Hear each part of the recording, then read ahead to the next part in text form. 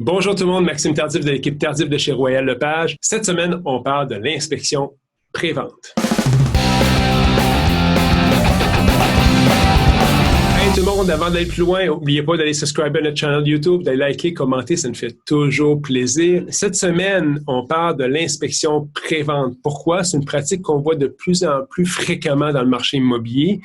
Et je vous donne les avantages et les désavantages de procéder à ce genre d'inspection-là. Donc, un propriétaire-vendeur qui décide de vendre cette propriété, qui décide de faire une inspection pré-vente pour pouvoir montrer un rapport d'inspection aux acheteurs potentiels. Quels sont les avantages de ça? Premier avantage, on a l'avantage qu'un acheteur va se sentir plus en confiance par rapport à la propriété, va avoir au moins une base sur laquelle se fier pour connaître un diagnostic préliminaire sur la propriété. Donc, c'est un peu une étape de franchie pour que les acheteurs sachent vers quoi ils s'en vont et si cette propriété-là leur convient a priori avec le diagnostic qu'ils ont en main qui a été fait par le propriétaire-vendeur. Deuxième avantage, ça permet à un propriétaire-vendeur de fixer un prix plus juste sur sa propriété, considérant les travaux qu'il aurait à faire sur sa propriété.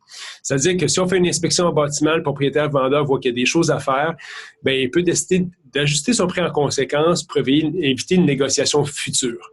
Donc, il faut comprendre qu'évidemment, on ne peut pas avoir le beurre et l'argent du beurre. Si le propriétaire-vendeur décide de faire inspecter sa propriété, trouve des problèmes, ben ça serait, je pense, mal vu de fixer un prix et de dire, écoutez, je vous l'ai dit, voici le prix. C'est plutôt le but est de fixer un prix juste par rapport aux travaux, aux diagnostics qu'on a sur la propriété. Troisième avantage, il est possible que ça accélère votre processus de vente. C'est-à-dire qu'un acheteur pourrait décider de ne pas faire une inspection supplémentaire sur votre propriété et décide de se fier uniquement à l'inspection que vous avez déjà en main. Pourquoi? Dans le contexte qu'on connaît actuellement, dans les produits qui sont très prisés, les acheteurs, pour se donner un avantage supplémentaire, vont parfois essayer de se fier là-dessus et enlever une condition à leur offre d'achat. Donc, si on a déjà ça en main, ça peut accélérer dans certains cas le processus de vente de votre propriété. Quels sont les désavantages de l'inspection pré-vente?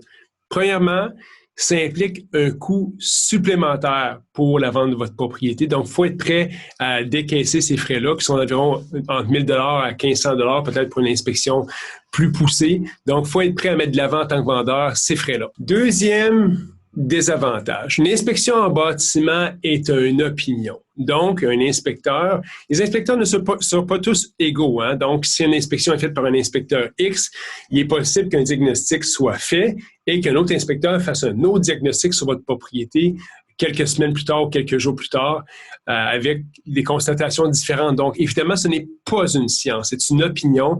Alors, il faut savoir que, écoutez, c'est possible que vous faisiez ça, mais plus loin, en cours de route, vous trouviez autre chose sur votre propriété ou encore que le diagnostic soit complètement différent par un autre inspecteur en bâtiment. Donc, choisissez un inspecteur qui est de confiance, mais je vous dis tout de suite, ils ne sont pas infaillibles, à moins qu'on ait un robot qu'on puisse installer devant votre propriété, qui fasse un scan complet de votre propriété.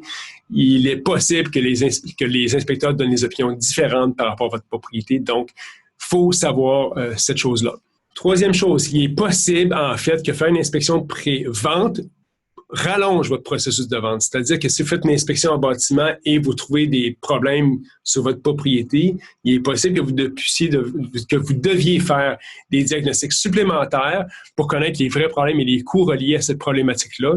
À l'instar que si vous le faites dans un processus de promesse d'achat, bien souvent les gens sont déjà impliqués et veulent trouver des solutions autant un vendeur qu'un acheteur et ça devient un petit peu plus efficace dans le momentum. Donc, faire une inspection pré-vente pour un vendeur, ça se peut que ça prolonge votre processus de vente également. Quatrième chose à savoir, évidemment, si vous faites une inspection pré-vente, vous devez divulguer ce que vous trouvez. Donc, si vous faites une inspection pré-vente et vous n'aimez pas votre rapport d'inspection, vous ne pouvez pas le garder pour vous et le mettre de côté, il faut le divulguer aux acheteurs potentiels. Donc, il faut être en mesure de vivre avec ce que vous allez trouver sur votre inspection et le divulguer en fait à tout acheteur potentiel qui va se présenter pour acheter votre propriété. Et cinquième chose qui peut être un désavantage, vous allez sûrement ou peut-être avoir à vous soumettre à d'autres inspections en bâtiment. C'est pas parce que vous faites faire un rapport pré-vente qu'il n'y aura pas d'autres inspections sur votre propriété. Et comme j'ai dit depuis tantôt, c'est possible qu'il y ait d'autres éléments qui ressortent. Donc, c'est une préparation, faire une inspection pré-vente pour votre propriété, mais encore là, ce n'est pas une certitude que ça va se passer exactement comme vous voulez que ça se passe. Ça se peut que d'autres éléments soient amenés de l'avant et c'est assez courant, je vous dirais. Donc, j'espère que ça vous a éclairé à savoir si vous devriez faire une inspection pré-vente pour votre propriété. Il n'y a pas de bonne réponse là-dedans. En fait, c'est vraiment une question de savoir avec quoi vous êtes le plus confortable.